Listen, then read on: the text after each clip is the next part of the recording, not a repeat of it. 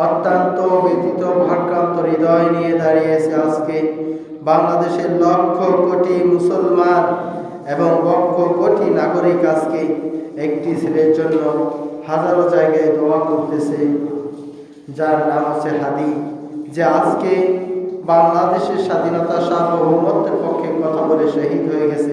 আল্লাহ রাব্বুল আলামিনের দরবারে প্রার্থনা করি আল্লাহ তাকে শহীদ হিসেবে কবুল করেন, সবাই আমিন।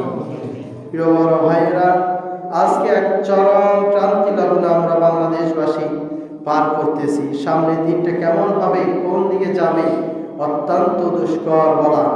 এই মুহূর্তে মুসলমান যদি তাদের সিদ্ধান্ত, তাদের ইবাদত, তাদের দ্বীনকে ঠিক করতে না পারে, সামনে চরম মূল্য দিতে হবে। আল্লাহ রাব্বুল আলামিন আমাদের সবাইকে এমন এক সিদ্ধান্ত, এমন এক মতাদর্শের উপরে একত্ববদ্ধ, ঐক্যবদ্ধ হওয়ার তৌফিক দান করুন, যেই জায়গা থেকে মুসলমানদের বিজয় সুনিশ্চিত হবে, সবাই বলে আমিন।